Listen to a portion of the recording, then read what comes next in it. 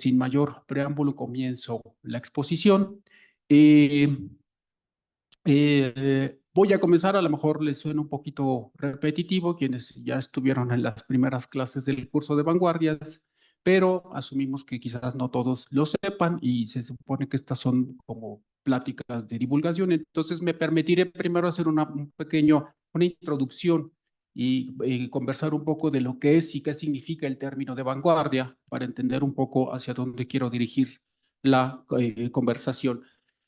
Por vanguardia entendemos pues estos grupos artísticos colectivos que comienzan a surgir a inicios del siglo XX, primero en Europa y después se van a extender a América Latina, Hispanoamérica en general, y tenían estos movimientos como carácter fundamental y que me parece que es importante su carácter de colectivo, de organizaciones y de movimiento, es decir, que buscan incidir en su realidad social y no solamente en su práctica artística o literaria.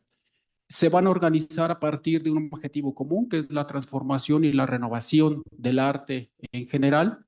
Y esta transformación se va a hacer a partir de una discursividad que habla de una ruptura radical con la tradición artística general, con las formas del pasado, y esta ruptura se va a llevar a partir sobre todo de los procedimientos y las formas artísticas. Van a proponer entonces nuevas formas de entender el arte con la abstracción, tanto en literatura como en pintura. Van a buscar la representación de la simultaneidad, de la velocidad de esta modernidad tecnológica que los ven hacer frente a las categorías clásicas de la unidad, de la armonía, van a poner ideas como lo fragmentario, lo inacabado, el absurdo. Frente a la racionalidad de la modernidad, van a poner el sinsentido, el irracionalismo, la ensoñación, el inconsciente, etcétera. Decía, se van a agrupar en diferentes colectivos que van a llevar pues, los famosos ismos, futurismo, dadaísmo, surrealismo, estridentismo, ultraísmo en México y en Argentina. Y se van a dar a conocer a partir de la divulgación de textos programáticos que conocemos como manifiestos. El manifiesto es un género que se toma de la política, fundamentalmente del marxismo, o el manifiesto por antonomasia, pues es el manifiesto del Partido Comunista, y van a tomar ese modelo y lo van a convertir en un nuevo género, digamos, artístico, pero en el que se van a dar a conocer de manera agresiva, contestataria en el campo cultural, y donde se les conoce como textos programáticos porque es en ellos donde van a dar a conocer qué es lo que quieren hacer con su proyecto cultural. Operan, les decía, a principios del siglo XX y, bueno, como regularmente se toma como fecha de inauguración de las vanguardias llamadas históricas, el año de 1909, porque es el año en el que Filippo Tommaso Marinetti publica en el periódico Le Figaro el Manifiesto del Futurismo, con el cual pueden ver ahí una imagen de una reedición que se hace ya como una especie de folleto, pero originalmente se publicó en este diario en 1909. La fecha en la que terminan es una cuestión discutible todavía. Yo pongo aquí como tentativa el año de 1939 en Europa porque pues es aproximadamente el año en el que la vanguardia que estaba operando en ese momento más visible, que es el surrealismo, pues tienen que salir huyendo de la inminente guerra y del nazismo. Pero bueno, hay muchas discusiones en que si en algún momento terminan y vuelven a renacer en los años 50, 60, o si es una continuidad, que es la idea que yo defiendo, pero de eso no hablaremos en esta ocasión. Les decía, pues, empiezan a surgir, les decía, a partir el futurismo italiano en 1909, luego va a haber una versión rusa también del futurismo con características y particularidades específicas en 1912. Ya en plena Primera Guerra Mundial, en Zúrich, aparece el dadaísmo, que se concentran ahí varios artistas intelectuales en la ciudad de Zúrich, aprovechando que era una ciudad neutral en el conflicto. Y ya una vez que termina el conflicto, se regresan, se dispersan y entonces va a haber expresiones del movimiento dadaísta en Suiza, en Alemania, en Francia y en Estados Unidos también. Posteriormente, una vez que se disgrega el grupo dadaísta, surge el surrealismo, que está celebrando su centenario. Por cierto, en 1924 se publica el primer manifiesto surrealista en Francia. Y posterior también estas expresiones van a tener también lugar en el ámbito hispánico y en 1918 aproximadamente surge el ultraísmo en España, que luego va a llegar de la mano de Jorge Luis Borges, va a llegar a América. Eh, otro movimiento importante en América va a ser el creacionismo con Vicente Huidobro y que se disputa la paternidad de la vanguardia en lengua española con los ultraístas. Eso es otro pleito también del que no hablaremos en esta ocasión. En México, por supuesto, también va a haber expresiones de estos colectivos de vanguardia. Prácticamente en todos los países de América Latina hubo movimientos de vanguardia, en ocasiones más de uno, e incluso en el Caribe, países pequeños como Cuba, como Puerto Rico, van a tener una efervescencia impresionante de grupos de vanguardia. En México, pues el que vamos a tener va a ser el estridentismo, que surge en las postrimerías de 1921 y el inicio de 1922 y terminaría hacia 1927, que también la fecha en la que concluye también es un elemento que se puede discutir. Posteriormente, una vez que se disgrega este grupo estridentista, va a aparecer este grupo llamado agorismo, que es muy efímero, apenas un año de existencia entre junio y agosto de 1929-1930. Este tiene la particularidad de este movimiento, prácticamente muy desconocido, muy poco conocido hasta la fecha. No hay un estudio de gran relevancia sobre este movimiento. Apenas un par de artículos que se encuentran por ahí, dispersos como capítulos de libros, pero no tenemos todavía un estudio de gran calado sobre este movimiento.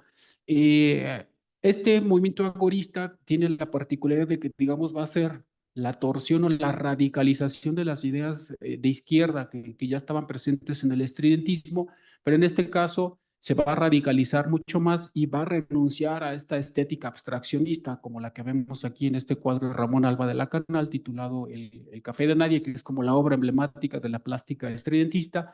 El agorismo, en cambio, va a apostar, va a abandonar un poco esta estética abstraccionista para apostar más bien por o algo más cercano al realismo socialista, es decir, con trabajos más bien de carácter representativo, más realista, sobre todo con el interés de obtener un impacto político. Estamos en los años de la Revolución Mexicana, lo que se llama la etapa constructiva de la Revolución Mexicana, entonces el algoritmo va a intentar darle vida o voz a las ideas de cambio social de la Revolución Mexicana. Luego vamos a tener, hacemos un pequeño salto, aparece a finales de los años 40 el poeticismo, también una vanguardia muy poco conocida. Eh, Después tenemos el colectivo que se hace nombrar La Espiga Mutinada, que van a publicar un par de libros colectivos en los años 60, uno y luego otro en el 65. Luego ya para los años 60 tenemos la revista El Corno Emplumado, importante, pues el órgano que va a difundir en toda América Latina, pues muchas de las vanguardias de los beats, por ejemplo, en Estados Unidos, todo el movimiento hippie, pero es una revista en la que va a aglutinar a los diferentes movimientos de las llamadas neovanguardias en América Latina en los años 60. Y finalmente el infrarrealismo, que surge hacia finales de 1975 y los mismos integrantes del infrarrealismo no se ponen de acuerdo en qué momento terminó. Esta será otra discusión. En esta charla me voy a ocupar entonces de las mujeres que participaron directamente o que de una u otra manera se vincularon a tres de estos grupos, el estridentismo, el agorismo, y daré un salto para hablar de las poetas del infrarrealismo. Eh, ah, para discutir un poco entonces cuál es la posición que ocupan las mujeres en los grupos de vanguardia, habrá que puntualizar que si bien los grupos de vanguardia se van a promocionar y se van a emerger en el campo cultural con el discurso de ruptura, de radicalidad, de rebeldía, de transformación, de liberación incluso, como en el caso del surrealismo, hay que entender que siguen siendo manifestaciones artísticas que se producen en un sistema simbólico y discursivo completamente patriarcal. Y este, androcentrista y por momentos hasta misógino. Un ejemplo de esto, entonces, a pesar de que se dicen que son rebeldes y que van a transformar el mundo, en realidad no están transformando de fondo el discurso y las representaciones simbólicas alrededor de lo femenino. Y un ejemplo está este extracto del manifiesto futurista de Marinetti, donde dice en uno de sus puntos que aquí tienen, dice: queremos glorificar la guerra, única higiene del mundo, el militarismo, el patriotismo, el gesto destructor de los libertarios, las bellas ideas por las cuales se muere y el desprecio de la mujer. Entonces vemos que aquí está esta tonalidad incluso un poco misógina por parte del señor Marinetti, que ahí lo puede entender muy orondo con su bigotazo. Entonces habría que entender cuál es la matriz simbólica en la que se van a generar estos discursos de la vanguardia, ¿no? Todavía, por ejemplo, en México, en el año de 1925, se va a dar una profunda polémica, discusión en periódicos y revistas, porque hay un grupo de artistas intelectuales que están alertando de que la cultura mexicana se está feminizando, y lo cual consideran pues un escándalo, ¿no? Entonces, para entender un poco a qué se debe esta cuestión simbólica, hay que pensar que en el discurso de las vanguardias ellos se postulan a sí mismos como renovadores, como creadores de algo completamente nuevo que no le debe nada a la tradición y al pasado. Entonces se postulan como creadores absolutos.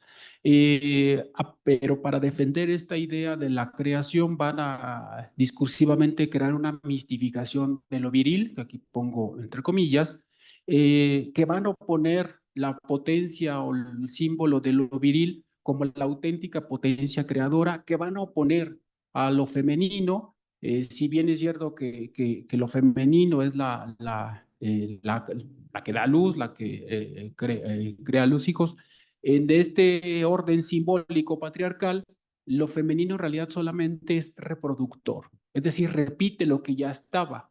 Y en el discurso vanguardista lo que quieren es crear cosas nuevas, completamente inéditas. Y eso en la matriz simbólica patriarcal solamente se da en la potencia viril. Entonces es un discurso que van a repetir, y eso explica el por qué decían los futuristas que declaraban el desprecio a la mujer, en el sentido de que veían a la mujer dos cosas que desdeñaban. Primero, el carácter pasivo.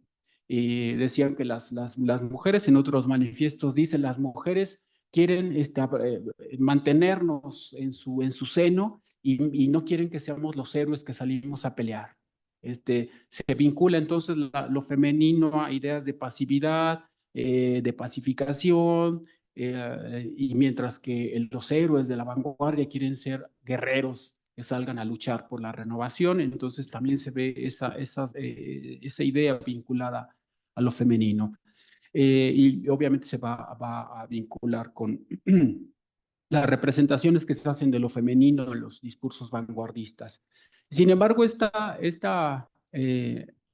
este carácter de las vanguardias, de que a pesar de que dicen que son muy, muy rebeldes y muy liberadoras, pero sin embargo, en lo que se refiere al orden simbólico, siguen reproduciendo el orden patriarcal, va a ser criticado por diferentes intelectuales feministas, y una de ellas es Simone de Beauvoir, que aquí tienen la imagen. Y ella, en su célebre libro, El segundo sexo, de 1949, le dedica a algunos capítulos y secciones a hacer análisis de expresiones literarias del momento, y le va a dedicar un capítulo al surrealismo, que se llama Breton o la poesía, donde va a criticar precisamente este hecho del surrealismo, de que a pesar de que se planteaba como una estética y un movimiento revolucionario y liberador, y se sigue reduciendo a la mujer a su carácter de otredad, que es la idea que va a defender en este libro amplísimo, El segundo sexo, de que la cultura patriarcal relega a la mujer a la idea de lo otro, de la otredad y lo que está fuera de la cultura. Dice, y los surrealistas en su discurso siguen manteniendo a la mujer como esa otredad que pertenece a la naturaleza, a lo oculto, a lo mágico, y si la van a mistificar también, sí, como algo deseable. Dice, pero sin embargo, en esta construcción simbólica, dice, no se le preguntan a las mujeres qué es lo que quieren ser, y esto es lo que le critican, esta cita que tienen ahí. Dice, en el surrealismo de Breton, la mujer Es el ser más anclado a la naturaleza, el más cercano a la tierra. Es también la llave del más allá. Verdad, belleza, poesía lo es todo. La mujer lo es todo, dice. Pero una vez bajo el signo de la alteridad, todo excepto ella misma. Y concluye su ensayo, su análisis. Simone de Beauvoir dice, pero nunca le preguntamos. El surrealismo nunca le pregunta a las mujeres qué es lo que quieren ser o si están de acuerdo con eso. Esta crítica va a ser replicada por otra mujer que participó en el surrealismo, Leonora Carrington, que quizás conozcan. Por cierto, la UAM compró su acervo, su casa. Sí, es un museo de sitio en la Roma para que vayan a verlo y creo que ahorita hay una exposición, de hecho. Bueno, Leonora Carrington, también que participó de joven en el movimiento surrealista y luego llega a México, también va ya mayor, va a hacer una crítica también al surrealismo y les critica pues sus rasgos machistas, ¿no? Les dice, aunque me gustaban las ideas de los surrealistas, André Breton y los hombres del grupo eran muy machistas, solo nos querían a nosotros como musas alocadas y sensuales para divertirlos y para atenderlos. Otra mujer que participa en las vanguardias, que también va a criticar esta invisibilización de las mujeres en los colectivos, es la poeta Magda Portal, militante comunista, militante feminista también, que en 1926, a propósito de una antología de poetas de vanguardia que se publica en Argentina, va a criticar también la ausencia de las mujeres en esta antología de vanguardia y dice, es verdad que el índice se refiere a la antología, que así se llama, tiene los más altos nombres, Hidalgo, Huidobro, Neruda, Marechal y todos los otros nombres que ya conocéis del repertorio de América. Pero faltan tres nombres de mujeres, María Rosa González, que es de Chile, María del Mal de México, de la cual vamos a hablar hoy, y María Blanca Sabas Loma de Cuba. Y entonces están ahí ya las críticas presentes a la ausencia de las mujeres en las vanguardias. Y sin embargo, sí hubo estas mujeres, pero fueron invisibilizadas por decisiones editoriales, pues se les relegaba a otros espacios de subalteridad y en los cuales incluso así se van a desarrollar algunas de estas mujeres. Entonces vamos a hablar del estudiantismo en primer lugar. Les decía, surge en 1921-1922 en México y es un movimiento multidisciplinario, va a abarcar literatura, artes plásticas, música, etcétera. Y en literatura, de lo que vamos a hablar hoy, pues están Manuel Maples Arce, que tenemos ahí al centro, Arqueles Vela, que está ahí de moñito, a un lado, Germán Arzubide, que es el chino grandote que está al lado de Maples Arce, y a los costados están dos pintores, el de bigote de la izquierda es Ramón Alba Canal, y el jovenzuelo del otro extremo es Leopoldo Méndez, grabador. Otros poetas van a ser Salvador Gallardo, Quintanilla y Javier Icaza, que es narrador. Y sin embargo, hubo mujeres, aunque esta es la foto, una de las fotos más célebres del colectivo estridentista, también hubo mujeres, pero no salieron a las fotos, pero no las invitaron a que se tomaran la foto. Y sin embargo, hubo muchas mujeres vinculadas al movimiento, que aquí yo armé un pequeño mosaico para que las vean juntitas. Vamos a hablar entonces de estas mujeres que participaron en el estridentismo de alguna u otra manera vinculada. Hay algunas que sí participaron plenamente, otras se les asocia o fueron colaboradoras de sus publicaciones. Tenemos entonces en primer lugar a Concha Urquiza, luego a Dolora Velázquez Cueto, también conocida como Lola Cueto, artista plástica. Tenemos a Tina Modotti, fotógrafa y también militante comunista. Tenemos a Elena Álvarez, que no pongo aquí, ya les diré por qué, porque no sabemos muy poco de ella, y Nelly Campobello, que tenemos ahí también vinculada al movimiento estridentista. Hablemos entonces en primer lugar de Concha Urquiza. Quizás de sus clases de poesía mexicana la lleguen a ver, una poeta que durante muchos años estuvo olvidada, pero después de su juventud, la cercanía que tuvo con el estridente en los años 20, 30, se va a viajar a Nueva York, después regresa a México y va a seguir publicando, pero con una estética completamente distinta, ligada más bien a una estética de carácter místico, religioso, y se le ha estudiado ya recientemente, se le ha empezado a estudiar desde esa faceta como una poeta mística, ya en su madurez. Sin embargo, ya muy joven, esa foto es de la época, creo que ahí tenía 16 años, muy joven, a los 16 años, ella va a ser amiga del grupo estridentista y se va a reunir con ellos, va a participar, incluso va a ser muy amiga del narrador Arqueles Vela, autor del Café de Nadie, quien en su obra, esta obra famosa, El Café de Nadie, había una dedicatoria que dice a Conchita Urquiza, amiga intransferible. Eh, Va a aparecer también como personaje en esta crónica fantástica Germán Lizarzubide, que se llama El Movimiento Estridentista de Germán Lizarzubide. Entonces, era una figura cercana al grupo estridentista. Y en una carta al respecto de Arqueles Vela, que era su amigo, que veía en ella una mujer talentosa, escritora, la quiere involucrar en el grupo, en el movimiento, y pero en una carta que se ha rescatado recientemente de 1926, Urquiza le dice lo siguiente a Arqueles Vela. Me arrastras al estridentismo, por eso quizás siento a veces contra tu personalidad literaria esa irritación áspera de las calles. Me parece que mudo de piel como las serpientes y por eso estas largas exasperaciones, como si tuviera los pensamientos desollados puestos al sol. Entonces vemos a partir de esta carta que, pues si era cercana, le interesaban un poco los actividades del grupo, pero se resiste a formar parte del grupo de vanguardia. Y esto sería un asunto que habría que discutir y pensar por qué esta resistencia.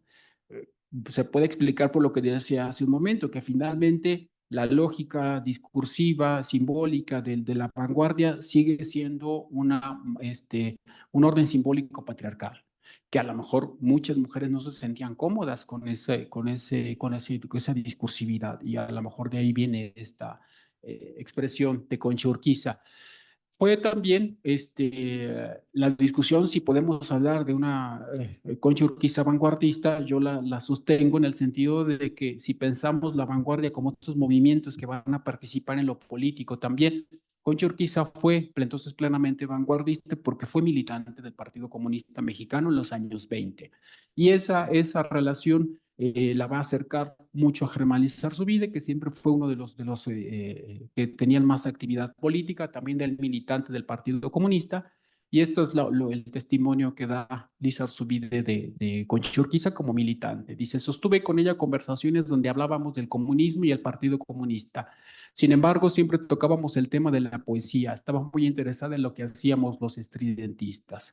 Sobre la militancia política de Concha Urquiza, dice Alejandro Galindo, que fue su amigo y después se hizo famoso como director de cine y escenógrafo, pero en su juventud fue amigo de Concha Urquiza, y al respecto dice, ella hablaba de los ideales del comunismo, de que a través del comunismo el hombre tendría la posibilidad de alcanzar la perfección que ambicionamos. Conchita citaba pensamientos de Marx, de Lenin, también de Hegel, tenía amigos del Partido Comunista.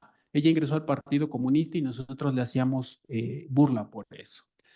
Entonces va a ser una vanguardista en lo político de plenamente, y para que vean, se den una idea de lo que significaba ser una mujer que participaba en la política comunista de ese tiempo, les comparto esta foto, que son un grupo de comunistas detenidos por la policía en 1930, y díganme si alcanzan a ver ahí alguna mujer. Pero ¿qué creen si hay? No lo alcanzo a saber. Sí, ahí la ven, ya la vieron. Entonces, imagínense esa jovencita de 16 años en las redadas contra los comunistas, ¿no? Entonces, pues era una mujer pues de avanzada plenamente. Es precisamente para los años, para 1929, la relación del Partido Comunista con el gobierno mexicano es muy conflictiva. Los estaban deteniendo y se ven muy contentos, pero los estaban metiendo a la cárcel y los mataban. O sea, y ahí toda la política se resolvía a balazos. Entonces, la familia de Concha Urquiza, preocupada por eso, la va a mandar a Nueva York, donde tenían familia, y entonces ella se va a estar allá, va a pasar varios años en Nueva York, y de esta estancia en Nueva York procede un texto interesante del que quiero hablar. Si la poesía que se va a reunir ya posteriormente con Urquiza en esta estética más convencional, más en modelos más clásicos de corte religioso, místico, sí va a tener una obra que podemos llamar plenamente vanguardista, la cual sin embargo no está publicada. Es un mecanoscrito que está alojado en la UNAM, creo que en la Biblioteca de Investigaciones Bibliográficas. No se ha editado. Solamente la doctora Margarita León Vega da un poco noticia de lo que contiene este manuscrito, pero no se ha publicado como tal y tampoco se ha hecho un estudio pormenorizado de lo que dice este manuscrito. Lo que se sabe de este texto es que es una obra fragmentaria que está a medio camino entre novela, entre el cuento, entre el diario, notas de viaje y algunos poemas y lo que ahora se llama autoficción. Entonces, ese carácter un poco ambiguo entre el género al que responde o al que pertenece este texto, pues ya le da un carácter vanguardista. Pero además en este texto que se llama El Reintegro, que reuniría textos escritos entre 1927 y 1933, los temas que van a aparecer ahí hay algunas alusiones al estridentismo, también algunas alusiones a su militancia poética. Los temas que va a tratar tienen que ver con una introspección subjetiva, esoterismo, una sexualidad abierta y la búsqueda de un ser andrógino como un cierto ideal simbólico. Las protagonistas son dos mujeres, Susana Lesur y Juana Galarzón, son las que aparecen ahí. Les voy a leer un par de extractos donde se menciona a los estridentistas de este texto. Dice, yo entonces tenía 13 años, dijo Juana, y leíamos a Kempis. El paganismo había pasado casi definitivamente. ¿Te acuerdas de la calavera sobre la mesa a la orilla de mi cama y de los horrendos poemas?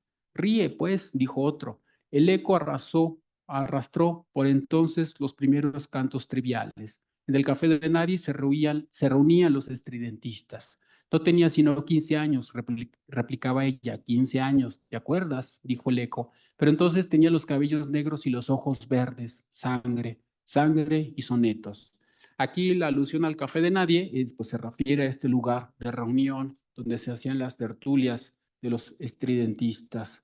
Eh, sobre estas referencias a su militancia comunista, otro fragmento del texto dice, las plazas, continuó, las plazas desbordando de gente, abajo los ricos, abajo los burgueses, abajo los capitalistas, ¿te acuerdas? Suspiraba aún, cómo pasaban nuestros gritos flamígeros incendiando la noche. ¿Te acuerdas? ¿Te acuerdas? ¿Te acuerdas? ¿Cómo podría haberlo olvidado? Un hombre era alto y moreno y recio, más apenas un adolescente, México hecho carne, le decíamos, y luego la mesa de un café, siempre el mismo, bebiendo, bebiendo siempre, siempre, y la luz de la noche, temerosos de la aproximación de la madrugada. Bueno, como vemos en estos dos ejemplos, pues se nota la impronta de la estética vanguardista. Insisto, es un texto que no se ha estudiado con plenitud y tampoco se ha hecho un trabajo de edición para sacarlo y darlo a la luz. Entonces es un trabajo de investigación pendiente ahí todavía, si les interesa la figura de Concha Urquiza.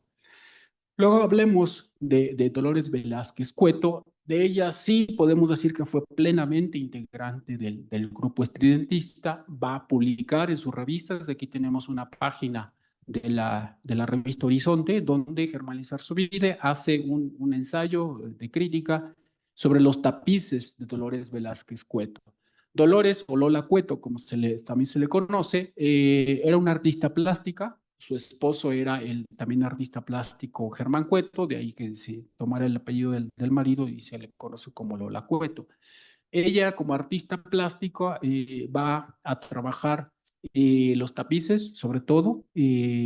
Hay interpretaciones, estudios sobre eso, en por qué no hizo pintura de caballete o escultura como su marido, como los otros artistas del estridentismo. Y lo que se ha dicho es que para no incomodar a los señores estridentistas y sintieran que una mujer les estaba compitiendo por la fama y el prestigio, entonces ella va aplicar lo que se llama una estrategia de la subalteridad y se va a dedicar más bien a las artes llamadas funcionales o decorativas. Se ella va a trabajar mucho el tapiz y el bordado.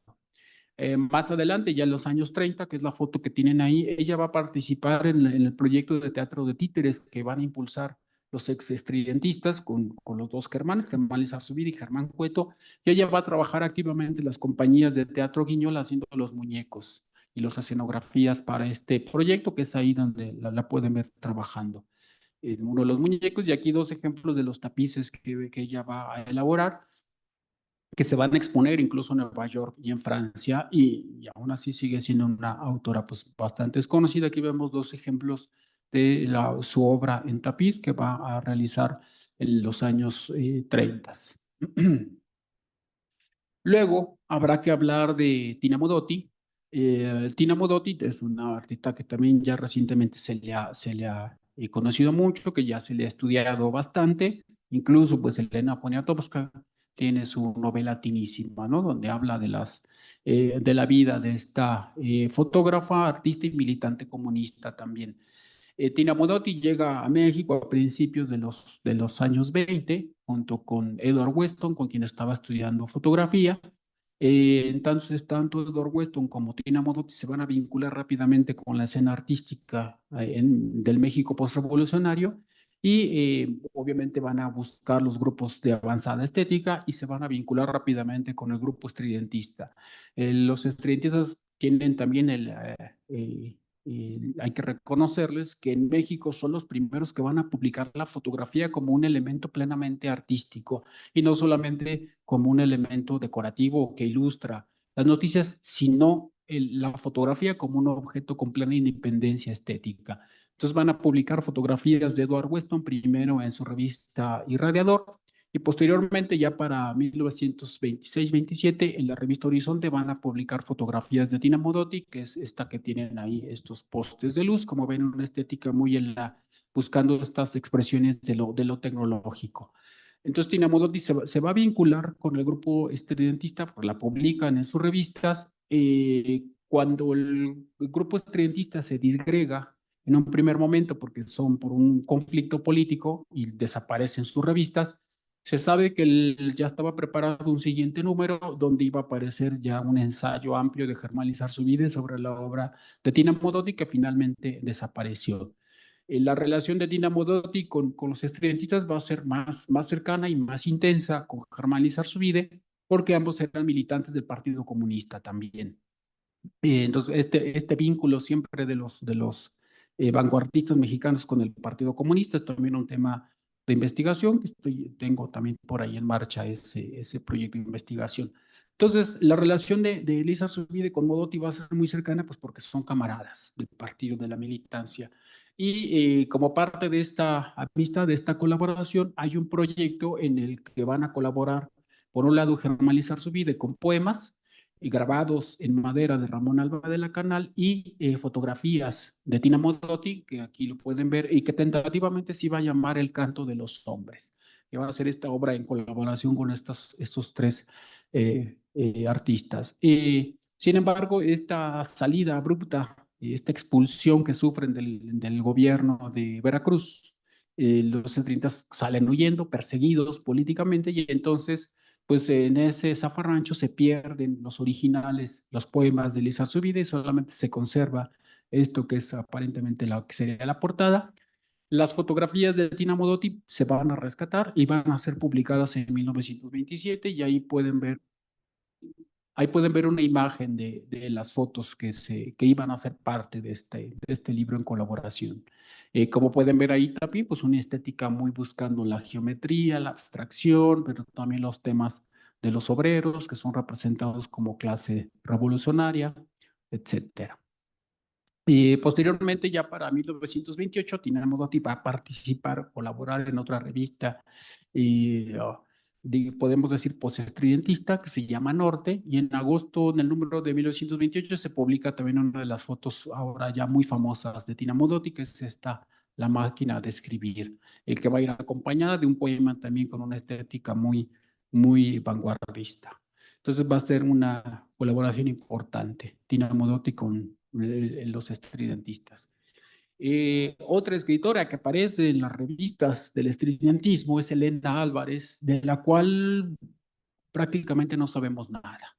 Ella publica ahí tiene la página, publica esta obra de teatro revolucionario que se llama Muerta de hambre, drama de la calle, en el número 5 de la revista Horizonte, la revista estridentista.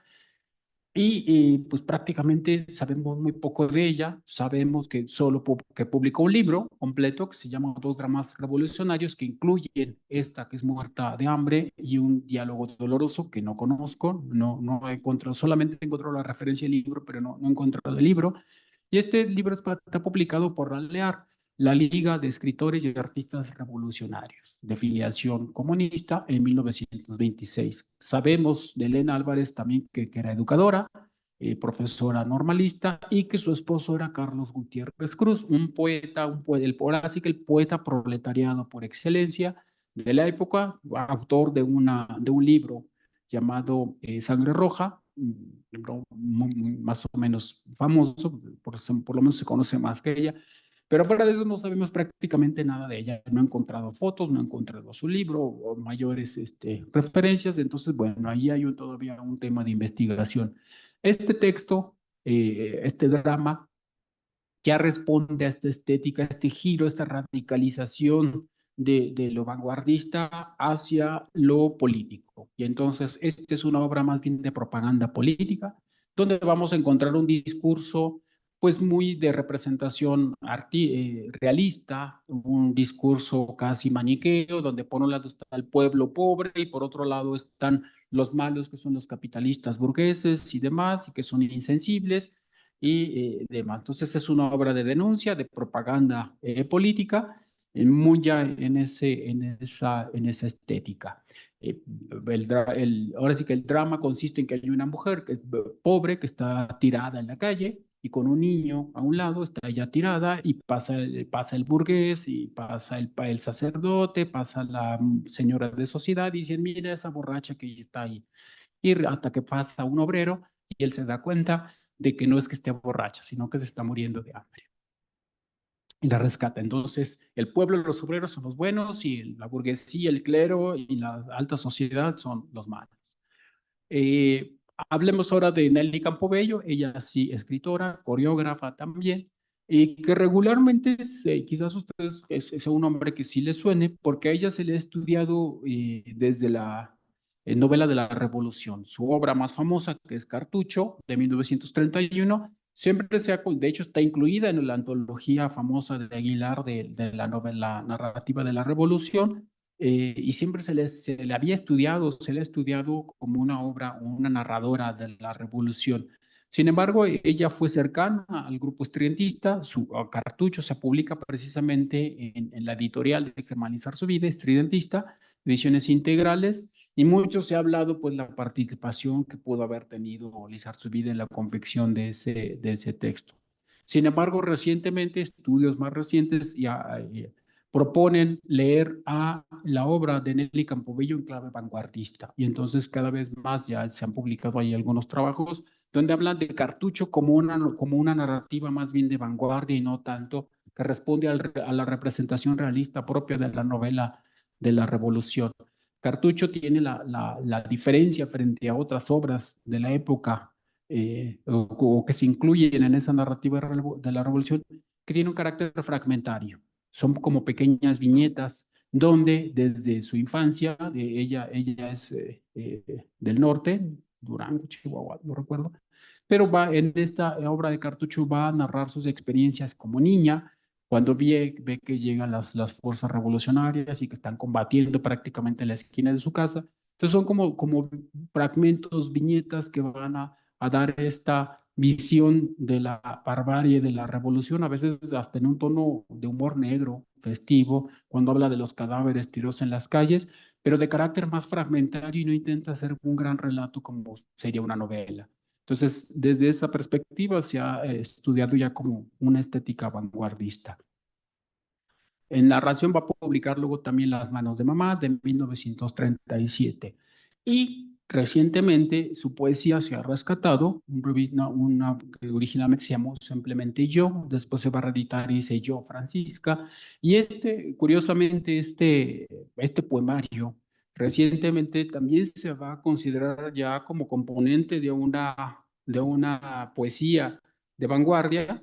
Y por ejemplo, esta antología que tengo aquí, ahí la tienen, Esta antología que es muy reciente, desde una antología que se publica en España de 2019, Tierra Negra con Alas, antología de la poesía vanguardista latinoamericana, de Juan Manuel Bonet y Juan Bonilla. Es una antología muy gorda, tiene cerca de 1000 páginas. Y lo interesante de esa antología es que la noción de vanguardia se ha ido expandiendo. Lo que se consideraba de vanguardia en ciertas épocas, ahora se ha ido expandiendo esa noción de lo que podemos llamar vanguardista, y entonces se incluye a Nelly Campobello como una poeta de vanguardia, y precisamente este poema de este poemario que se llama Yo. Les voy a leer unos pequeños fragmentos de uno de sus poemas, se llama Irresponsabilidad. Fui con el doctor, estaba enferma. Aquí dentro, doctor, en mi cabeza. Ruido, mucho ruido, sonidos de músicas, colores vivos, sonrisas que no contengo, alegría por todo mi cuerpo. Dicen que es una enfermedad, doctor, por eso vengo. Tristeza, mucha tristeza, recetó. No la tenemos, decían en todas partes, riendo, y yo me decía, muy quedo, estos son también enfermos. ¿Dónde puedo encontrarla, doctor? Yo la tengo, la vi tan pálido como un espectro. No, doctor, es mejor lo que llevo yo, la que llevo yo.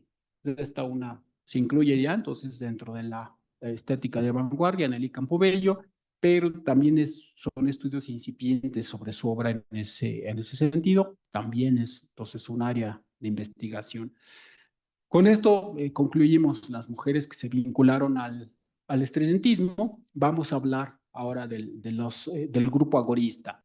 Les decía una vez que el estridentismo termina aparentemente en 1927 porque ellos trabajaban o colaboraban con el proyecto del general revolucionario Heriberto Jara en Veracruz, pero el general Jara, que pues sí era un revolucionario comprometido con las causas del pueblo, pues va a salir, va a haber un golpe de Estado en contra del general, pues desde el gobierno central por presión de las compañías petroleras internacionales a las que el general les quería cobrar impuestos y los otros no querían pagar impuestos, como un señor dueño de unas tiendas que conocemos ahora.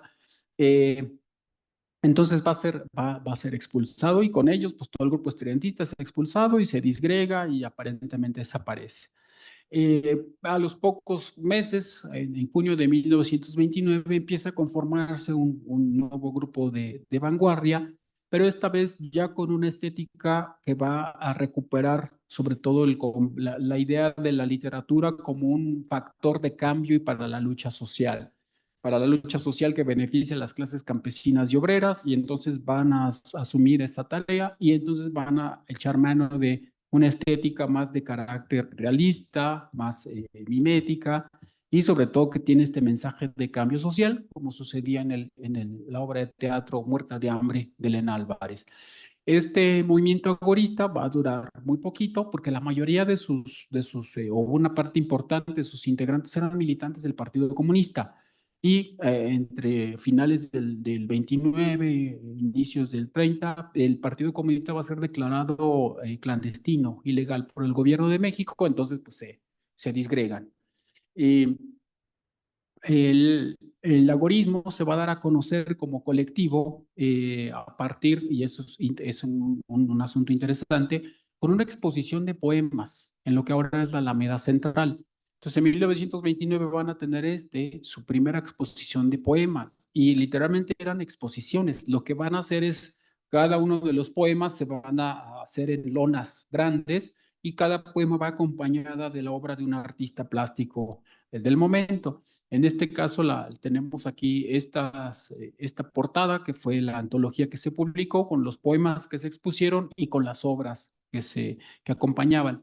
En este caso tenemos la portada que vemos aquí, que es un tema revolucionario, campesino, de lucha social, y es un grabado de Leopoldo Méndez, el autor estridentista. Entonces va a haber mucho vínculo de este agorismo con el estridentismo todavía, pero ya en su faceta más política y más radicalizada. Entonces se van a dar a conocer con esta primera exposición de poemas que se va a después publicar como antología, una antología que nunca se ha reeditado. No hay reediciones de esta, hay que buscarle por aquí y por allá. Con la Culta medio sacó una edición digital, pero muy mal editada. Eh, entonces es ahí también un trabajo todavía pendiente de edición, de recuperar estas obras y por supuesto estudiarlas a profundidad. De este movimiento, les decía, prácticamente no hay ningún estudio de gran calado sobre el agorismo. Van a publicar dos revistas, una se llama Vértice y la otra se va a llamar Agorismo. Entiendo que apenas habrán publicado un número cada una, revistas que no conozco, que no he localizado. Tampoco, también allí hay un trabajo todavía pendiente de investigación. En la antología del algoritmo va a incluir pues, a bastantes personas, pero va a destacar ahí una de ellas, que es María del Mar, que tengo ahí subrayada en el texto, a la cual vamos a hablar un poquito adelante. Y luego aparece ahí de manera muy misteriosa ese nombre que tengo ahí subrayado, Lil Naí, que no sabemos si es un hombre, si es una mujer, si es un seudónimo, quién es. Algunos de los poetas del agorismo se incluyen también en esta antología gorda que se publica en España y publican precisamente a Lil Nay y lo único que dicen, lo único que sabemos de esta persona es que no sabemos nada. Entonces ahí hay todavía investigar quién es esa persona. Entonces vamos a hablar de María del Mar y que es una autora de que tampoco hay ningún estudio profundo sobre ella, sus obras no se han reeditado, lo que yo he averiguado de ella ha sido de manera indirecta, no en publicaciones mexicanas, sino en publicaciones de Perú, de las cuales voy a hablar. Ella nace en 1897, no sabemos la fecha exacta de su muerte, eh, y su nombre María del Mar era seudónimo, su nombre original era Ángela Moll Madariaga, y ella participa en la antología del agorismo con tres poemas que se titulan Forjadores, Noche y Acción. Esta foto que ven ahí es también la única foto que se conoce de ella y que pertenece al archivo de la Coordinación Nacional de Literatura del INVAL. Y es la única, solamente hay dos fotos de ella. Eh, Sin embargo, no sabemos nada de María del Mar, pero si revisamos la lista de obras que da la ficha del catálogo del Limba, nos damos cuenta que fue una autora con una amplia trayectoria que se mantuvo publicando en la escena, entonces, durante muchísimos años, incluso ya entrado los años 60. Va a publicar en Poesía El alma desnuda, que es la obra de la que vamos a hablar, Luna en zozobra del 34, En ti solo distante del 37, Sombra de la flor en el agua, Canto panorámico de la revolución, Horizonte de sueños, Vida de mi muerte, Atmósfera sellada, Fiel trayectoria en 1961. Como ve, tuvo una trayectoria larga, una obra copiosa, y sin embargo no sabemos nada de ella, o muy poco. Va a publicar una novela que se llama La corola invertida en 1930, luego otra novela en 1963 en Buenos Aires que se llama El Poblador y otras obras de diferente género epistolar, algunas entrevistas, etcétera. Eh, y como ven, entonces es una obra importante de la cual no sabemos nada. Me voy a detener en su primer libro, que es de 1925, que es El alma desnuda, que aquí tenemos la portada. Debo decir que esta portada no la conseguí en una biblioteca, sino en una casa de subastas, que la tenían por ahí, entonces la estaban subastando, una casa de subastas en Estados Unidos. Y no sé, por lo menos no estoy seguro si hay ejemplares en bibliotecas de México. De la corola invertida sí hay, ya localicé un ejemplar que no he tenido oportunidad de revisar. Pero bueno, este libro de 1925, El alma desnuda, reúne varios poemas que van a ser publicados en Perú.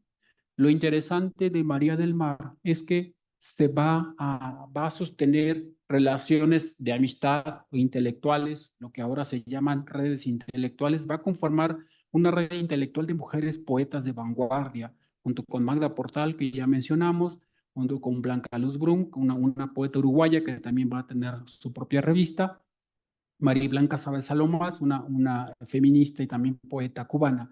Lo interesante es que estas mujeres se conocían entre sí, intercambiaban publicaciones, las que tenían revistas se publicaban a sus amigas, se hacen reseñas de sus obras mutuamente, respectivamente.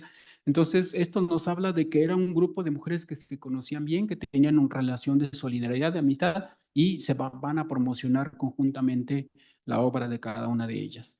En el caso de María del Mar, les decía que lo que yo he averiguado de ella, más bien lo he recibido de manera indirecta, sobre todo porque publicó en esta revista que tienen ahí, se llama Editorial Titicaca, que es una revista que pertenece a lo que se conoce como la vanguardia indigenista en el Perú. Se publica en una provincia, en la provincia de Puno, en Perú, que es una provincia mayoritariamente indígena, pero sin embargo, a pesar de que de este aparente aislamiento, es una revista que va a circular profusamente en todo el continente y van a publicar a muchos y muchas mexicanas. Entonces van a publicar mucho a los estridentistas, van a publicar a los agoristas y van a publicar de manera significativa a María del Mar. Entonces, ahí en esta María del Mar va a publicar en varios números de Boletín Titicaca, van a aparecer sus obras, y ya en el número 1, en agosto de 1926, de manera muy temprana, aparece publicado este poema que dice, que pertenece, como dice ella, a su libro El alma desnuda. Quiero anegarme en tu deseo. Di pronto la palabra ritual. En mis ojos hay un relampagueo casi bestial. Saltaremos el misterio, ansío tu caricia triunfal. Seré racimo de auroras en tu medida noche espectral. Me vestirá de rosas y lirios y así me podrás adorar y me anudaré en la angustia de tu hora sensual. Luego vemos una estética que está todavía a medio camino entre la estética más simbolista, con algunos dejos románticos, de mucho lirismo y algunos visos ya de lo que sería una estética más, podríamos decir, vanguardista. Por ejemplo, dice, mis ojos hay un relampagueo casi bestial, por ejemplo. Eh, Después, en el número 3 de octubre de 1926, en el boletín se va a publicar, de María del Mar, se va a publicar una reseña sobre su libro Al alma desnuda.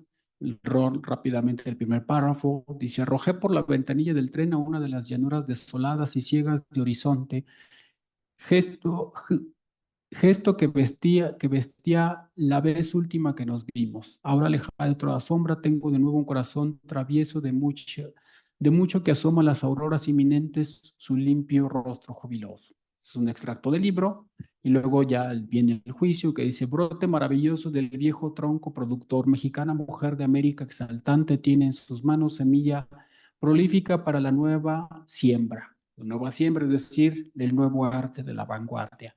Como ven, pues en México no la pelaban, pero la estaban publicando en Sudamérica. Y luego van a publicar otro poema, ya con un tono ya más acorde con la estética vanguardista, que se llama Forjadores y que es el que aparece en la antología de agorismo, que dice, reyes lamidos por llamas tiernas, reyes de manos rudas y cabellos incultos, frente a los ríos ardientes donde el alma del hierro calma la sed del siglo, he sentido agrandarse mi corazón y pensar que he llorado mientras ustedes en su torre de fuego se adornaban con soles de fuerza. Ahora corro tras de mi sombra para ahogarla por débil. He despertado dentro y fuera de mí misma. Vía ancha, velocidad 120 kilómetros por hora. Aquí, como vemos, ya vemos aparecen los tópicos plenamente vanguardistas, que es el alma de hierro, esta vida mecanizada, las imágenes y las alusiones a los obreros, al proletario, y la idea de la velocidad con la que cierra, ¿no? Velocidad 120 kilómetros por hora. Otra revista también de Perú que va a publicar a María del Mar, esta sí que se llama Hangar, que era dirigida por Magda Portal, su amiga Magda Portal, la peruana de la que mencionamos, y van a publicar en esta revista dirigida por Magda Portal, van a publicar precisamente también una reseña de El alma desnuda de María del Mar. Dice el texto muy breve, dice María del Mar, México DF. Banderolas del Ecuador incendiados son los poemas de María del Mar. Penetran como lenguas de fuego y sus bisturíes sensuales salvan el arte del amor tan desprestigiado por los pseudopoetas. Desde este rincón del Perú, poetisa Lucífera, le enviamos el mensaje fraterno de nuestra admiración desnuda también. La reseña viene sin firma, pero podremos suponer que Magda Portal, que conocía su obra y que de hecho reclama que esté en las antologías de la vanguardia, sería la autora muy probable de esta reseña elogiosa. Bueno, ahí están, un zoom. Y luego está su novela, una novela que les decía, de la cual se sabe muy poco. Sé que hay una copia en la Biblioteca Nacional que está en CEU, pero no he tenido oportunidad de solicitar el acceso a ella porque es en el fondo reservado. Y lo único o poco que he averiguado de esta novela es que hay una revista de los años 30 que se llama El Libro y el Pueblo, donde se refiere a esta novela, La Cruela Invertida, como una de las primeras novelas surrealistas publicadas en México. El libro cuenta con la colaboración, los grabados de Leopoldo Méndez, y estas imágenes que yo les muestro aquí, curiosamente también las tomé de una casa de subastas de Estados Unidos, donde ofrecían en subasta el libro, pero lo que promocionan, lo importante para la casa de subastas, no es que sea obra de María del Mar, sino que tiene grabados de Leopoldo Méndez. O sea, lo que venden son los grabados de Leopoldo Méndez como objeto artístico valioso y no el hecho de que sea una novela de María del Mar prácticamente desconocida. Entonces, bueno, ahí hay también un tema de investigación todavía pendiente. Aquí otra de las páginas que igualmente saqué de un sitio de internet y por eso se te la mala calidad. Para dar un ejemplo de que María del Mar fue una autora que se mantuvo, que tuvo una presencia constante en el mundo, en el campo cultural y editorial, está uno de sus últimos libros, Vida de mi muerte, un libro de poemas de 1960 que viene con un prólogo de Elías Nandino.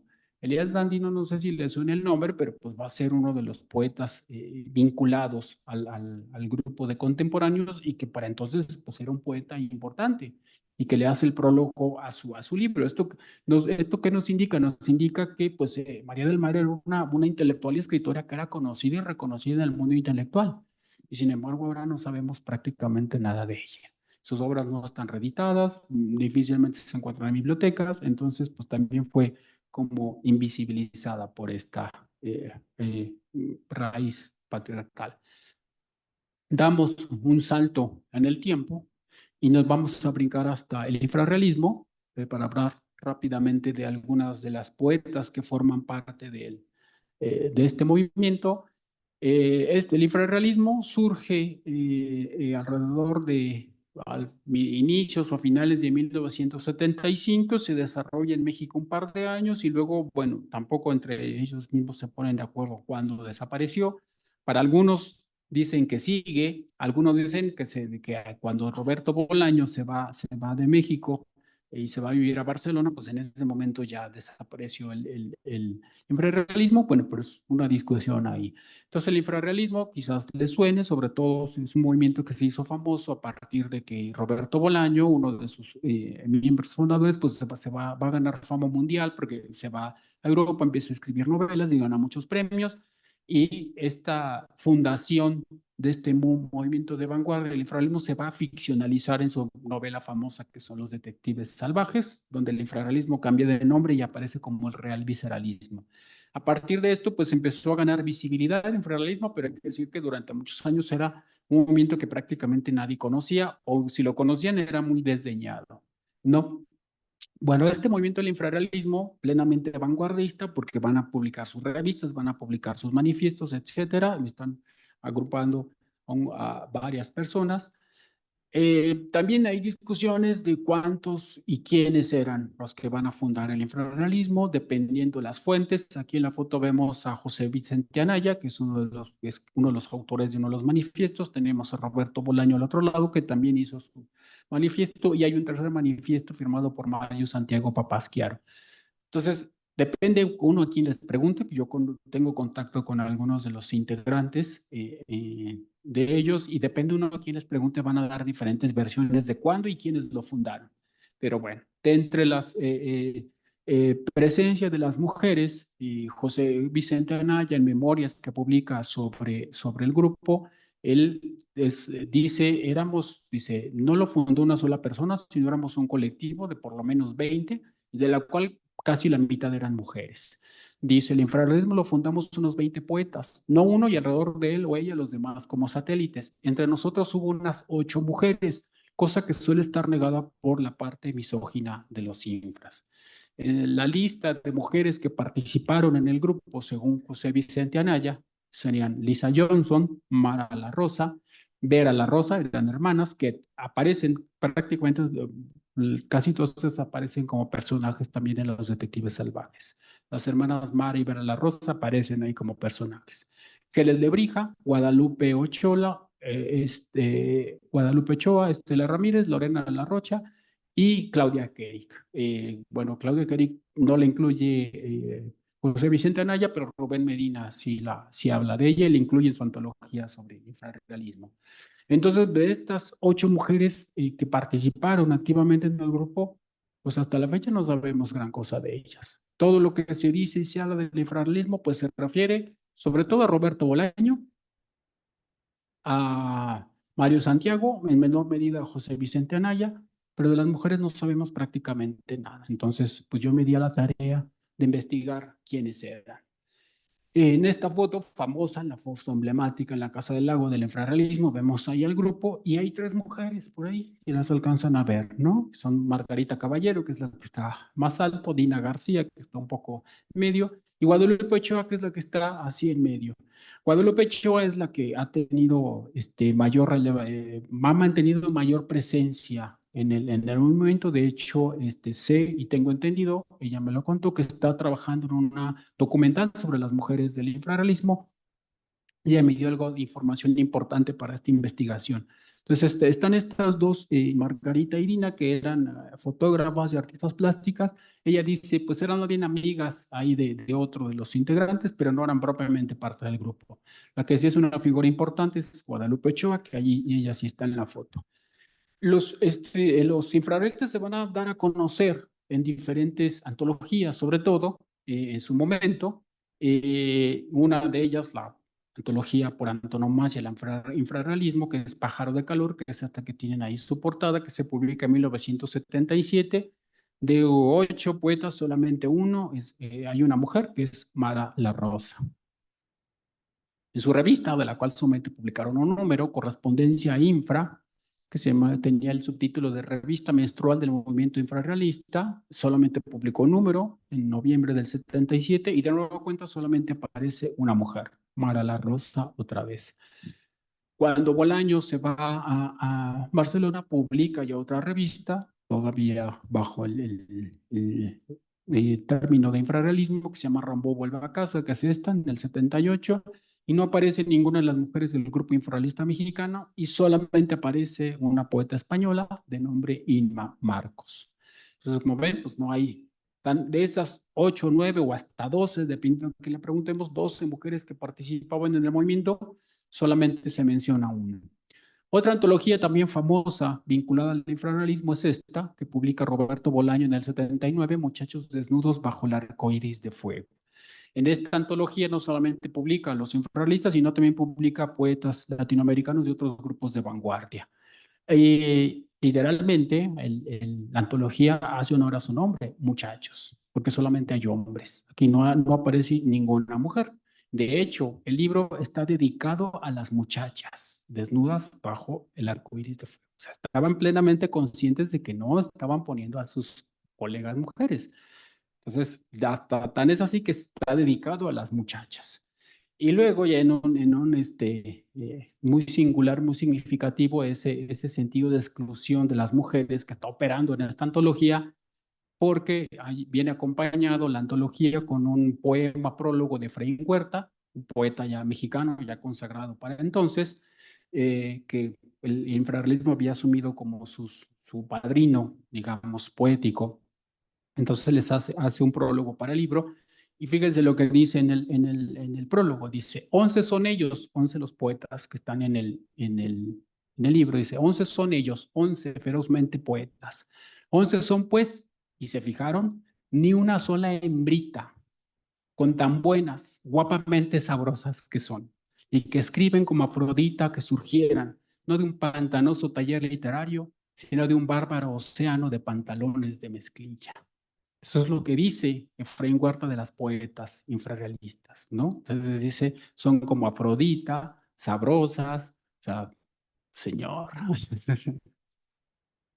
Aquí lo interesante es que esto es ya del 79, es decir, el mundo y México estaba viviendo la segunda oleada del feminismo y este señor no se había dado por enterado. Y toda esta discursividad tan machista, ¿no? Bueno, y sin embargo publicaron las mujeres del infrarrealismo y es posible, esto es lo que sostengo, es posible configurar un corpus de estudio muy significativo de los diferentes libros que publicaron en su momento, tanto el movimiento del movimiento como lo que se publicó después o que se ha recuperado de ellas. Lo que caracteriza a este corpus de estas mujeres del infrarrealismo eh, que pues hay digamos, un espíritu de época. Les insisto, para los finales de los años 70, México y el mundo están viviendo la segunda ola del feminismo. Entonces, eso yo creo que es un aspecto que va a aparecer en la escritura poética de estas mujeres. Entonces, hay un trasfondo ético y político común y el interés de construir y reivindicar una identidad femenina desde la enunciación del propio cuerpo que va a venir acompañado de cuestionamiento de los roles de género, hay denuncia de las violencias, tanto físicas como simbólicas, hay un cuestionamiento a la noción convencional del amor, hay una expresión clara del deseo y la sexualidad de las mujeres y sobre todo también una rebeldía hacia otras expresiones artísticas y políticas que se suponían progresistas, ¿no? Como los mismos infrarrealistas. Me voy aquí ya un poquito rápido para poder hablar. Les voy a hablar solamente de tres de estas mujeres, este, aunque he trabajado a las demás. Empecemos con Mara La Rosa, que es la que publica o la que sí llega a publicar en las antologías y en las revistas, que aquí tenemos junto con Geles Lebrija, otra de las integrantes del grupo.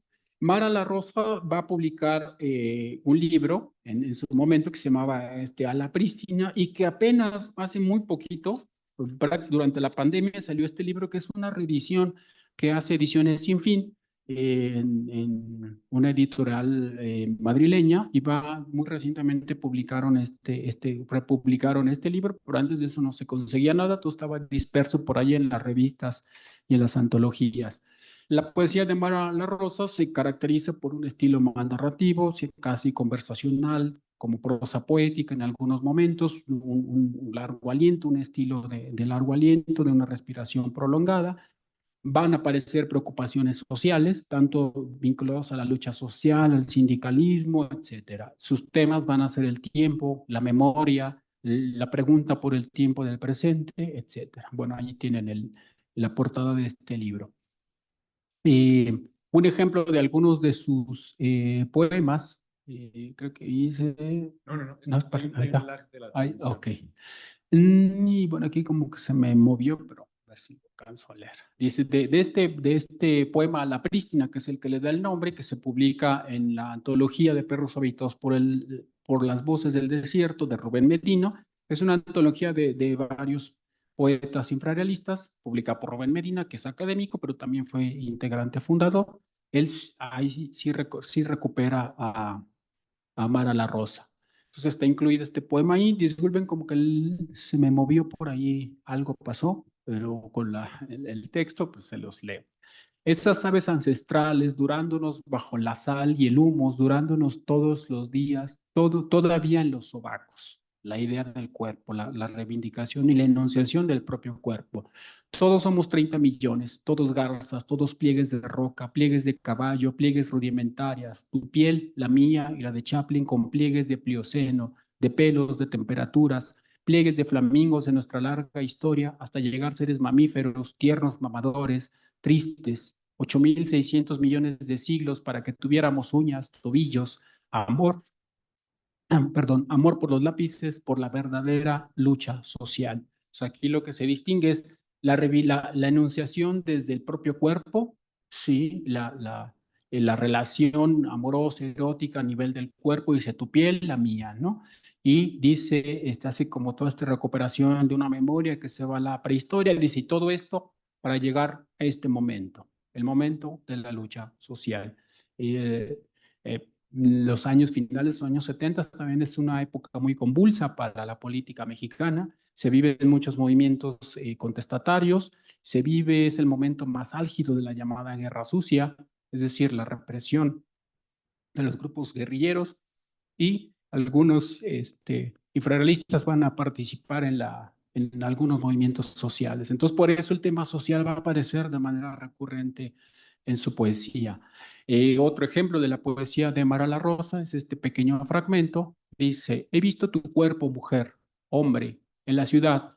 He estado solamente viéndote los ojos humanos. He estado junto a tantas mujeres que tienen los labios pintados. En la tierra nacemos con la piel limpiecita y hay tantas mujeres que siguen usando sus pañoletas desde la adolescencia. La sal les sale de los sobacos y los dedos. Y aparece otra vez la necesidad de nombrar a las mujeres.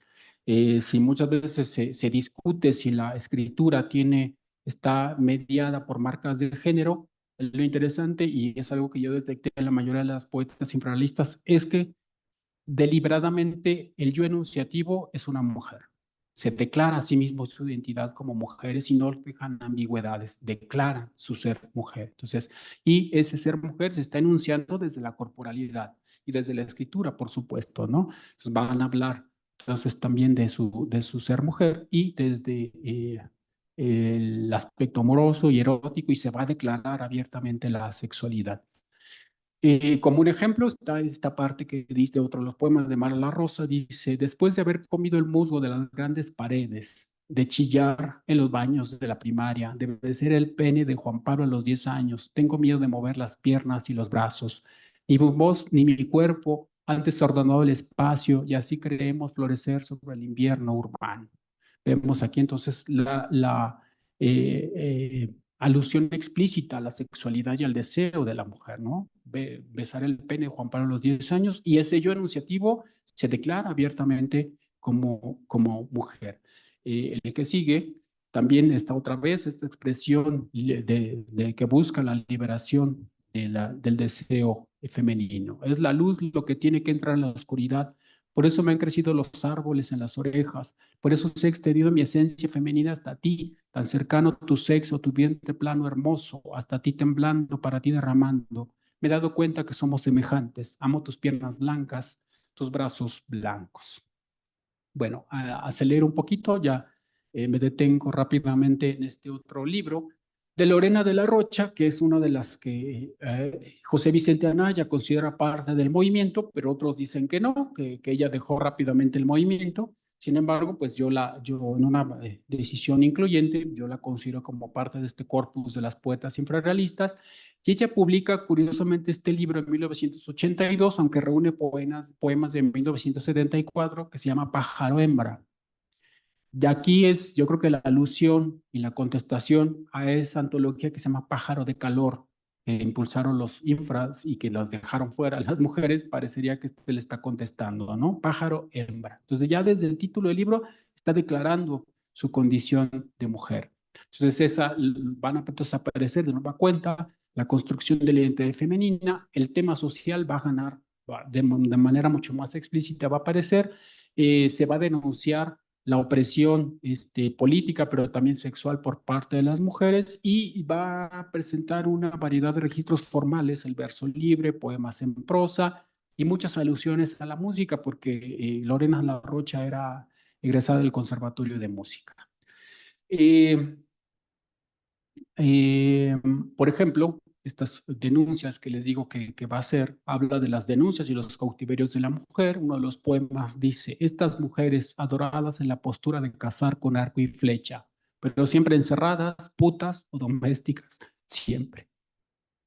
Este otro, por ejemplo, es interesante porque va a declarar la singularidad y la especificidad de ser mujer en un mundo de hombres. Dice, el poema se llama Amándote, primate. Amándome, primate, yo frente a lo histórico o lo esencial o lo bárbaro, ineludiblemente cuerpo citadino junto al desecho industrial, junto al obrero perseguido en la calle, junto al Día Nacional, yo organismo urbano, llevado de corbata por la civilización, con la necesidad de orinar y nutrirme y sobrevivir y hacer historias y además hembra. Si fuera, o sea, a todo esto hay que sumarle la otra condición de opresión que sufre por el solo hecho de ser mujer, ¿no? Entonces está ahí la denuncia. Salto ya para cerrar no cansarlos demasiado y que podamos conversar un poco. Salto un poco a la última poeta que tengo considerada, que es Claudia Kerik, y ustedes no sé si lo sepan, pero ella es profesora de la universidad. Y también, jovencita, como venía en 1976, participó en el movimiento y así, por lo menos Rubén Medina la incluye en su antología de poetas infrarrealistas y va a recuperar algo en su antología varios de los poemas que escribió Claudia Kerik. No sé, yo no he encontrado, no sé si están publicados como libro independiente. Yo solamente conozco el trabajo de Kerik por la antología de Rubén Medina y de ella pues voy a hablar algunas cosas ya para cerrar. La poesía, por lo menos la que reúne Rubén Medina en su antología, se caracteriza por versos muy breves, a veces de unas pocas sílabas, y si la poesía de Lorena de la Rocha era como muy dinámica, muy incluso contestataria, muy rebelde, en cambio el estilo de Kerik es más bien propone, sobre todo a partir de estas tiradas muy cortas en sus versos, una cadencia más sosegada, más de carácter intimista, donde también, pero donde también desde otra perspectiva muy distinta va a aparecer también como la búsqueda de la propia voz, de la voz de la mujer poeta, la construcción de la identidad femenina, que también otra vez va a declarar su ser mujer, y también esta búsqueda del propio decir poético de la poeta. Un ejemplo del estilo de Kerik es este poema, este pequeño extracto, y dice, busco, ojeo, cago, rasguño todo lo que sé y lo que no sé, por encontrar las palabras exactas, las únicas que pueden deletrear mi auténtico aire salvaje. Entonces, en el buscar, hay una especie de buscar la propia voz de la identidad de la poeta frente pues a un campo que a lo mejor es inestable o no le da las respuestas. Dice, hay que buscar las palabras exactas, las únicas que pueden deletrear mi auténtico aire salvaje.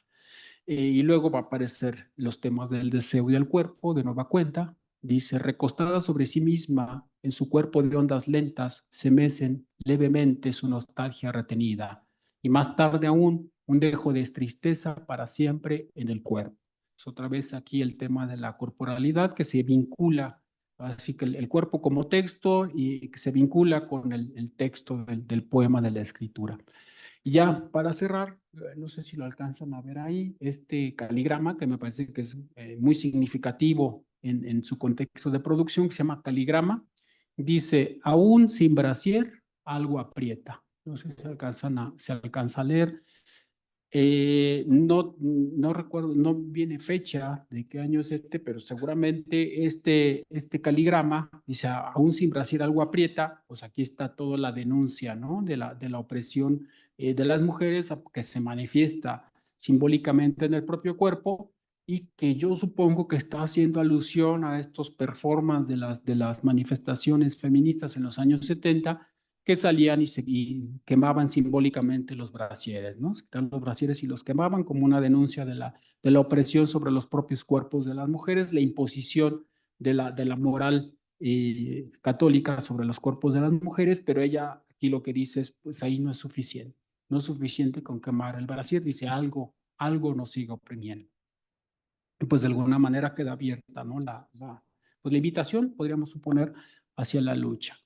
Y bueno, con esto termino. Entonces ahí está el poema de la doctora Kerik. Si un día se la encuentran en los pasillos, pues salúdenla y que les firme un libro, así es que consiguen de ella. Yo no tengo el gusto de conocerla, yo tengo poco tiempo que me incorporé aquí a la universidad y no he tenido el gusto de conocerla, entonces no sé qué opina. Pero esto, les digo, este análisis de las poetas infrarrealistas sí está publicado como un artículo que se publicó en una revista peruana, por ahí más adelante se los puedo pasar completo, pero me gustaría, si eventualmente la doctora Kerik lo lee, pues conocer su opinión sobre lo que yo digo de las poetas infrarrealistas.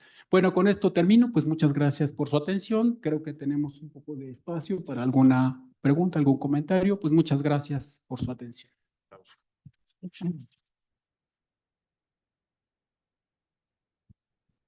Doctor Alberto, muchas gracias. Cuando iniciaba la conferencia, el doctor le pedí permiso para irme a otro evento rápido. No perdí, no es que tuviera poco interés ni nada, pero lo que les puedo compartir, colegas, es que el espacio de los miércoles en las ciencias sociales de verdad, de verdad, es un espacio de, de conocimiento y de reconocimiento. Afortunadamente me han tocado moderar todos los miércoles desde hace un trimestre y cada conferencia es muy valiosa de las cosas que estamos haciendo las y los investigadores en la UAM. Esto es maravilloso, impresionante. Y además, justo lo que les decía en un inicio, la universidad está reviviendo, qué bueno que hay perfiles frescos, novedosos que están en esta universidad, como el doctor. Y bueno, pues la palabra es suya, colegas. Yo sé que lo tienen en clase, yo sé que tienen su correo, quizás sus redes sociales, pero en este momento pueden preguntarle sin pena. Estamos en un espacio abierto como la UAM. Si no hay preguntas, bueno, se las harán llegar después, pero sin miedo, por favor. Adelante, por favor.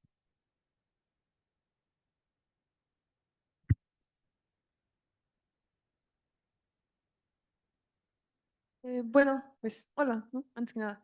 Bueno, yo me quedé con la duda de esta autora o artista Concha ¿qué? Urquiza. Ortiz, que como tal no entendí bueno, entendí que ella como tal no se veía parte de este movimiento estudiantista, pero sí se puede considerar o como, ajá.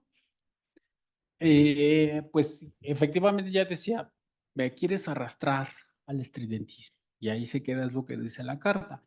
¿La podemos considerar o no si era parte del movimiento? Pues yo decidí que sí, porque sobre todo pensando en darle visibilidad a lo que hizo esta artista, esta escritora en esa época, porque lo que se ha estudiado mucho es su poesía posterior, con todo este carácter más, les decía, más místico, más religioso.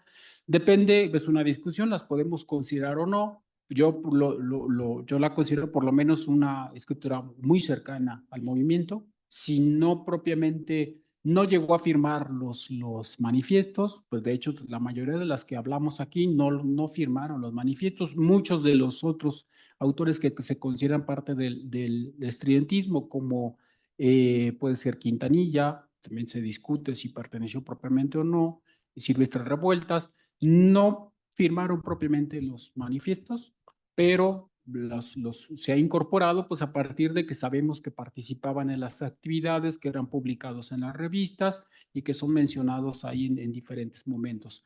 Entonces, pues ahí el rastro que nos permite saber que era una poeta muy cercana al movimiento y que de alguna manera pues había por lo menos una amistad o cierta afinidad, aunque no se incorporó plenamente al movimiento.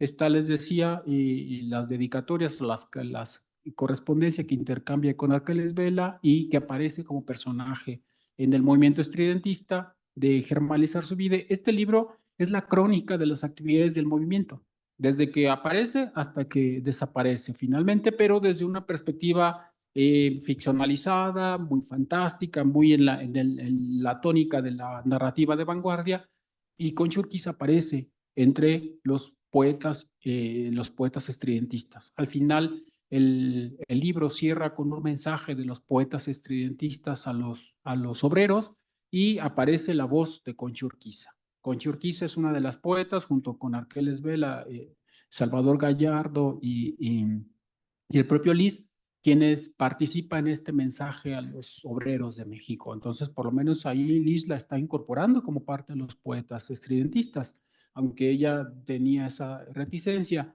Y después ya en el libro en los extractos estos que les leí del reintegro, que les digo no conozco el texto completo, pero aparecen varias alusiones a los estridentistas y en las que ella se identifica con el grupo.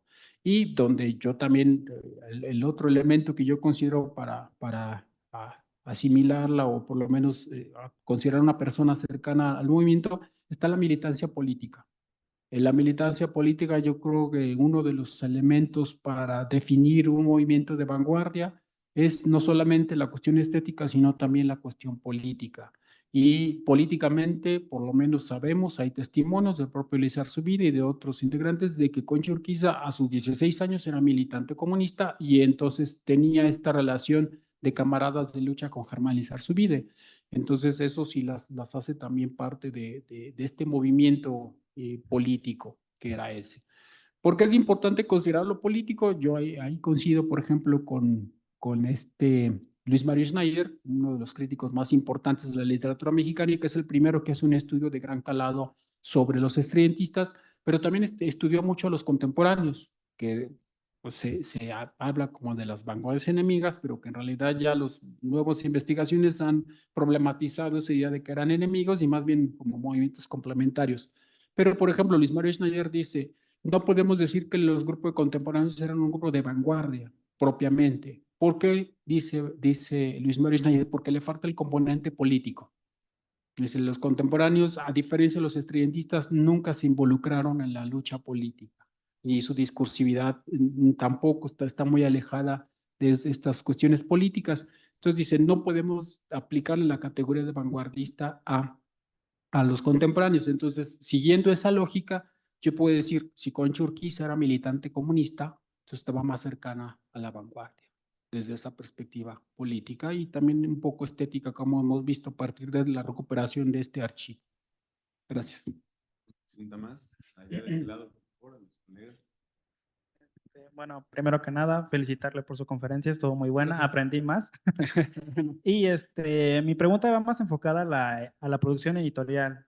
Más que nada estas revistas vanguardistas como Irradiador, Vértice o Agorismo, ya que pues mi duda es en cuanto a, cuánto era el tiraje que solían sacar estas revistas y particularmente cuál era el público o grupo social objetivo al que iban dirigidas estas revistas. Muy buena pregunta. Que eso meritaría otra ponencia, pero intentaré sintetizarlo. Ahí en la crítica anglosajona tiene un término, una categoría que se llaman las pequeñas revistas, así le dicen las little magazines, y este término lo utilizan para designar a estas revistas como de grupos muy específicos. Se llaman pequeñas revistas porque los tirajes eran muy pequeños y su distribución era limitada, pero en grupos muy específicos. O sea, y que duraron muy poco. Irradiador solamente publicó 3 números y vivió durante 4 meses. Pero lo que hacían es las mandaban por correo. Había una red intelectual muy bien organizada y prácticamente se conocían entre ellos. Entonces, Irradiador a lo mejor aquí en la Ciudad de México circulaba muy poco y nadie la conocía, pero la mandaban a Argentina, la mandaban a Perú, la mandaban a España y tenían intercambios muy consolidados, incluso con revistas de Francia y de Alemania. En Irradiador al final vemos que dan noticias de lo que se está publicando en Alemania y en Francia, en Europa, las revistas de vanguardia, pero también las revistas de vanguardia que están publicando en Sudamérica. Entonces, de ahí el término, estas pequeñas revistas, se refiere a revistas que tenían pocos tirajes, que duraban poco, que tenían una circulación restringida, pero digamos en grupos muy específicos y de mucha influencia intelectual. Y eso les permitió tener mucha resonancia y mucha penetración en el campo al que querían iban dirigidas. ¿A quiénes iban dirigidas las revistas de vanguardia? A los otros vanguardistas, fundamentalmente. Era una seña de identidad de intercambio entre ellos. Bien decía, como decía Ortega y Gasset, pues es un arte para artistas, la vanguardia, ¿no? Y se están comunicando entre artistas. Entonces, ese era su objetivo. En el caso de las revistas estridentistas está Irradiador, que desapareció como todas por problemas de dinero, pero luego ya cuando están trabajando con el general Jara en Veracruz, el general Jara pues, va a soltar el dinero y el apoyo político y económico para el proyecto estridentista y va a comprar una imprenta. La va a imprenta y operarios y insumos, y Horizonte va a alcanzar, es así, un tiraje de 10,000 ejemplares. Un tiraje de 10,000 ejemplares que además tenían recursos y la van a distribuir por correo a toda América Latina, y es una revista que sí va a tener mucha más resonancia, por ejemplo, sobre todo en ámbitos no solamente literarios, sino también en políticos, porque la revista de Horizonte tiene esa característica que la parte estética literaria va a perder presencia y va a ganar mucho espacio en lo político. y entonces va a tener una revista que va a tener mucha mayor penetración porque se va a distribuir más, porque lanzan mucho más números, pero es un caso excepcional, Horizonte. La mayoría de todas las revistas eran tirajes muy pequeñitos y se distribuían de manera casi muy selectiva, en intercambios con otras revistas que también que compartían la misma estética vanguardista. Gracias. Hay otra pregunta para ella, pero antes de la pregunta, le damos la bienvenida al coordinador de la licenciatura, al doctor Alfonso Macedo Rodríguez. Y ahora sí, adelante, por favor.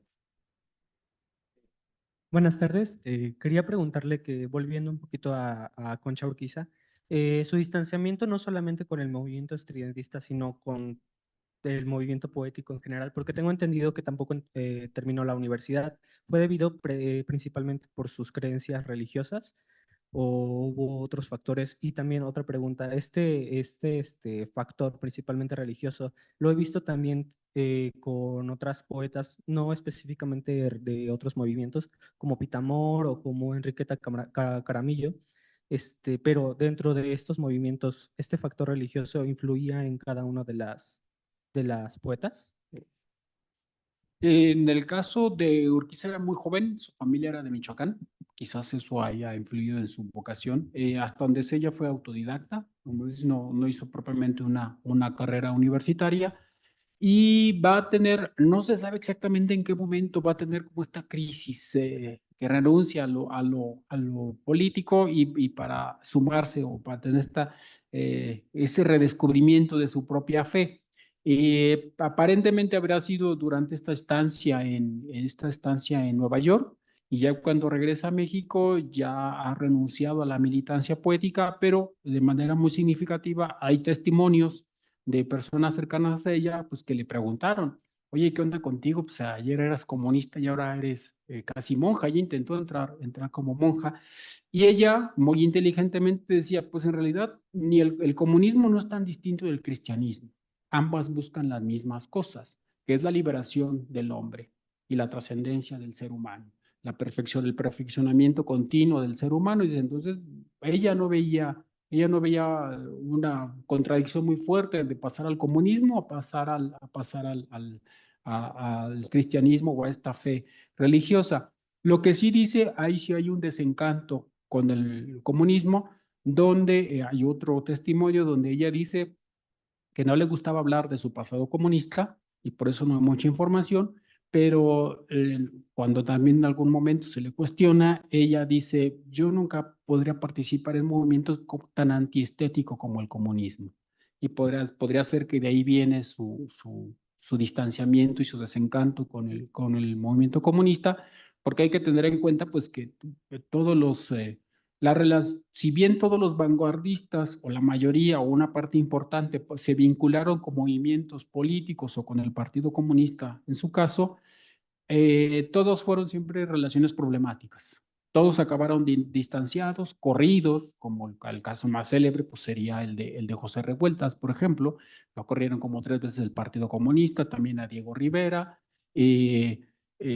El caso de los poeticistas también van a ser militantes comunistas, Eduardo Lizalde y Enrique González Martínez Rojo Artur, y también van a salir corridos del Partido Comunista. El mismo Liz Arzubide, que era tan combativo, también va a salir corrido al Partido Comunista. Entonces, siempre va a haber la relación entre los artistas con la política y sobre todo con el comunismo en los años 20, 30, 40, siempre va a ser problemática y siempre va a acabar mal.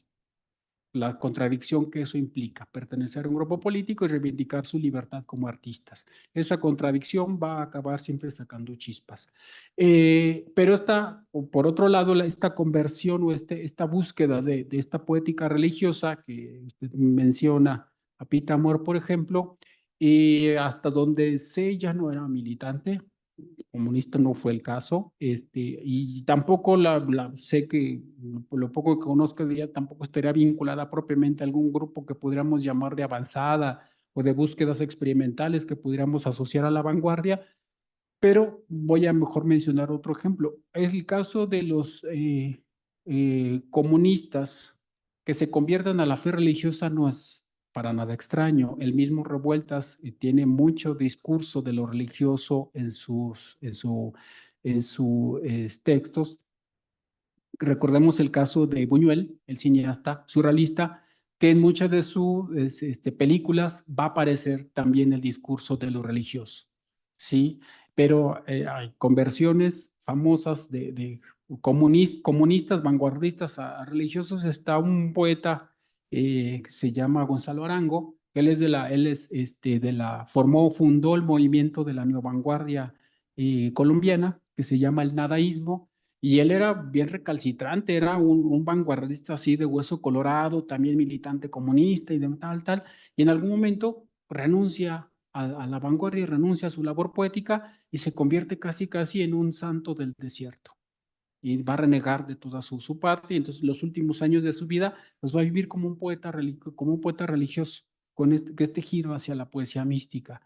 Después, desafortunadamente, muere tempranamente en un accidente automovilístico, pero es un caso emblemático de cómo estas conversiones de lo vanguardista, tanto en lo estético como en lo político, hacia la buscar la utopía religiosa no son tan comunes, pero finalmente creo que Urquiza tenía razón de que pues muy en el fondo buscaban lo mismo, ¿no? La liberación, la emancipación, un nuevo orden, etcétera. Gracias. Bien, colegas, ¿alguna pregunta adicional? Bueno, les recuerdo a todas y todos que estos miércoles son de verdad un baluarte de la división. Aprendemos de todas las disciplinas de las 11 licenciaturas. Letras Hispánicas se ha llevado las palmas los miércoles de las ciencias sociales. Hoy con el doctor Alberto Rodríguez, con Gerardo Altamirano la vez pasada, que también estuvo una conferencia impresionante. Vengan, no solo hay que ser endogámicos y endogámicas, sino también conocer de las otras disciplinas que también son valiosas, especialmente ciencia política.